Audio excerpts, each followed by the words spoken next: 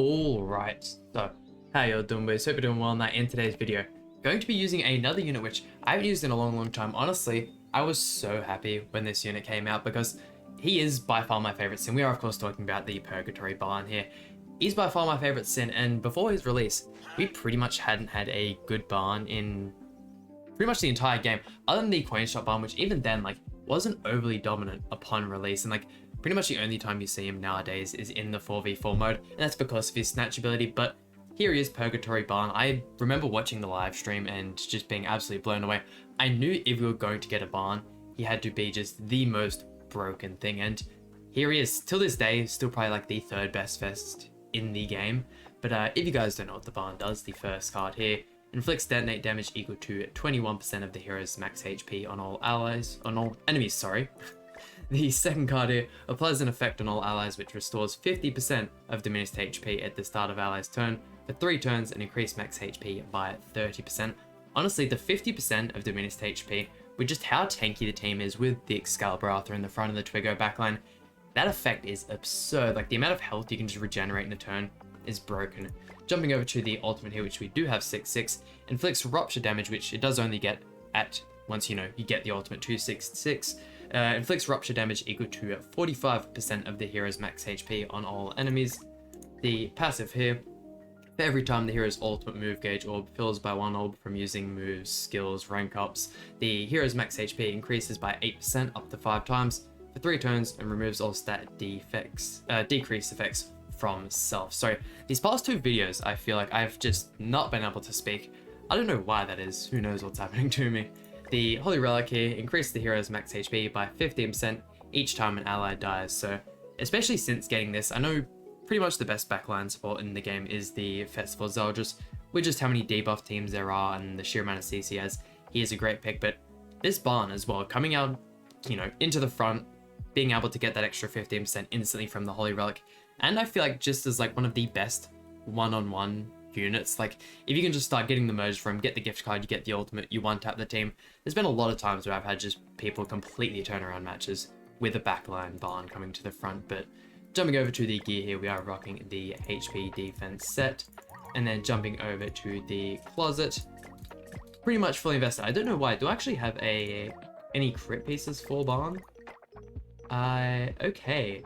Doesn't look like I have any. I swear I would have had some made up. We might have to go ahead and actually make him some crit pieces one day. That's alright though. This is the team we're using today. You can easily change the Terry for a whole bunch of units. As long as you're pretty much using Barn, Excalibur, Arthur, you are alright. But I mean, yeah, let's jump right into it.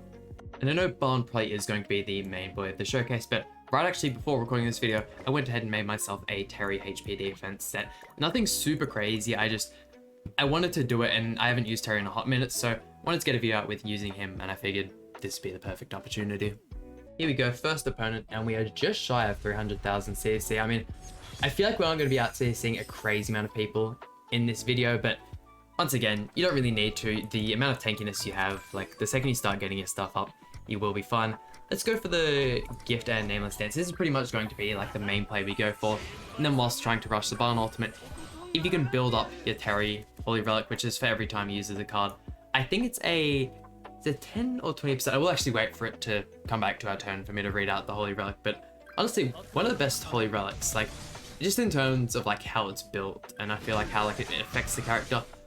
I feel when coming to the King of Fighters collab though, the character that improved most from the Holy Relic was definitely the, why can't I think of it? The Omega Rugal, that's it. His Holy Relic completely just one of the biggest boosts by far. But when using a stance skill, the hero removes all debuffs from self and increase all stats by 20% for 2 turns, which is, yeah, absolutely insane. So let's go ahead and go 1, 2, and I might just go ahead and merge you for the time being. We'll hold on to the barn card just so when, he stops putting the dissolve on us, we can start, rushing some ultimates, whatnot. Can we draw some extra barn cards? There we go.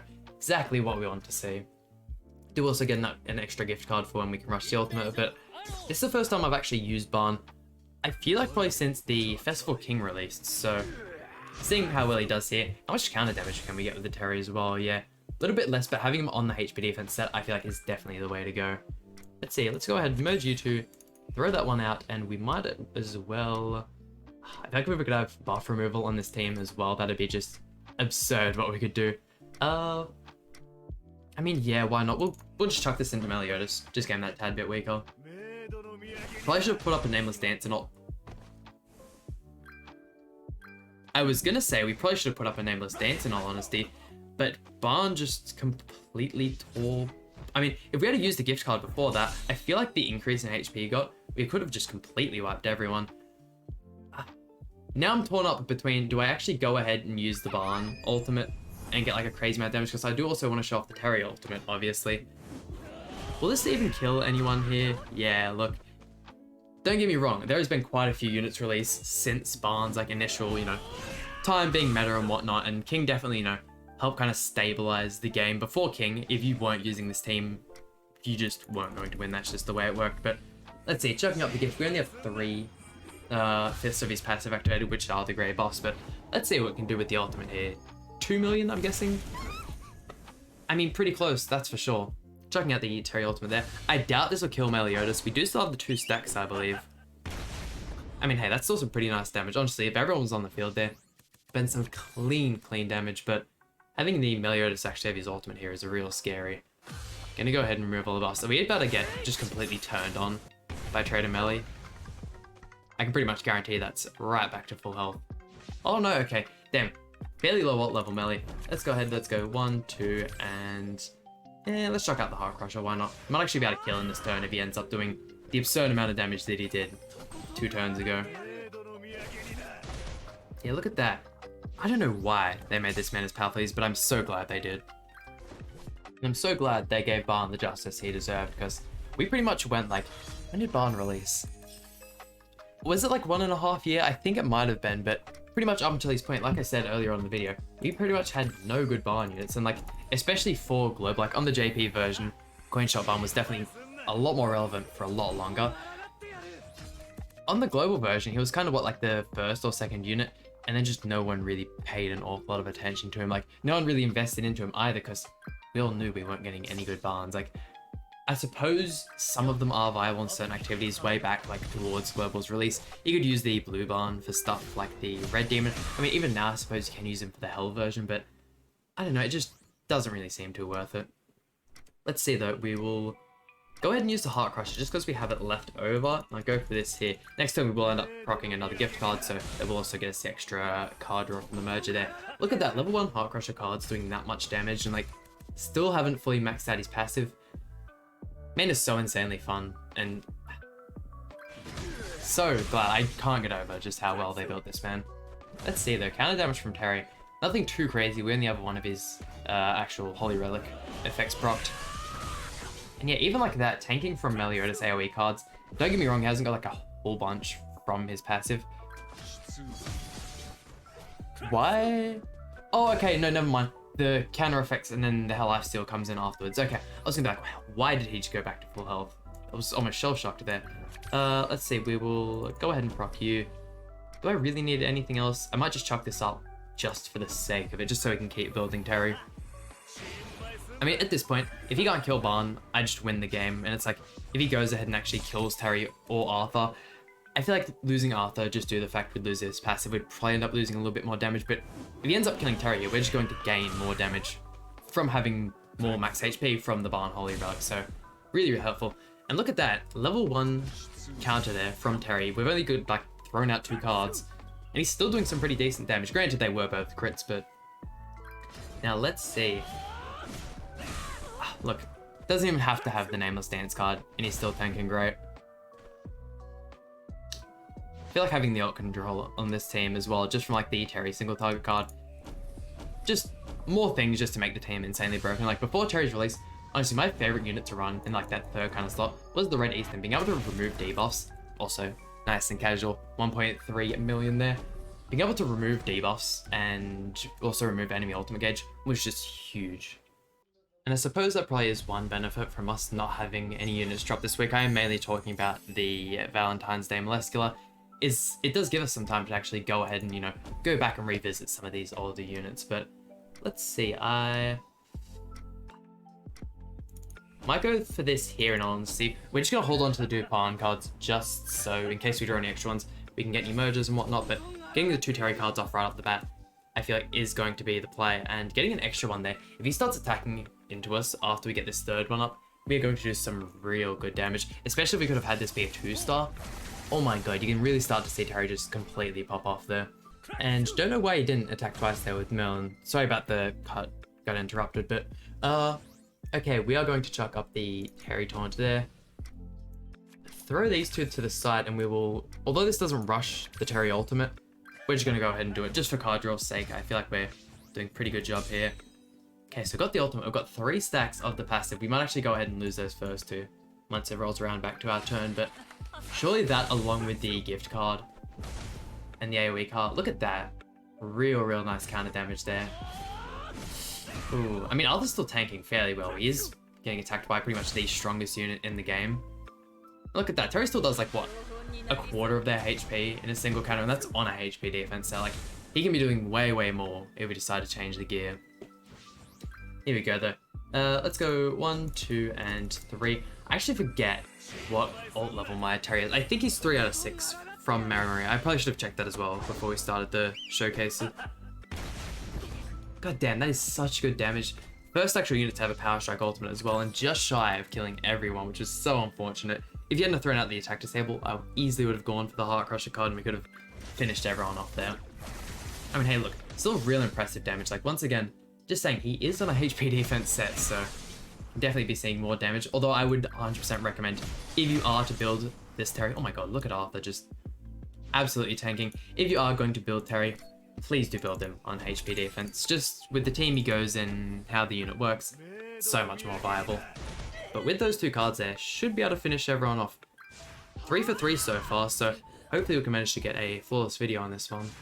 And another thing as well that I don't have that could make this team even stronger once again is I don't yet have the Excalibur Arthur Holy Relic. I've definitely been working on it and I've been trying to grind out a couple more of the Holy Relics as of recent, especially since they did give us enough free mats to get a free Holy Relic of your choice. I went ahead and of course got the Miguel the Holy Relic, and honestly grinding the bird has never been so fun and so easy. Like pretty much going from stage 1, 2, and 3, doing the whole thing, I have like a 95% success rate. Obviously there are those runs where just like either I won't be paying enough attention because with just the level of ease you can do it with now, just with the power creep and the units that have come out, you can pretty much just switch your brain off sometimes and it just works. Like so crazy that it's gotten to that point where like, what, given like a couple months ago, I would have been like, I was struggling with level 3 so hard. But let's see, we might go ahead, rush the Terry ultimate since they're just not wanting to give us any barn cards whatsoever.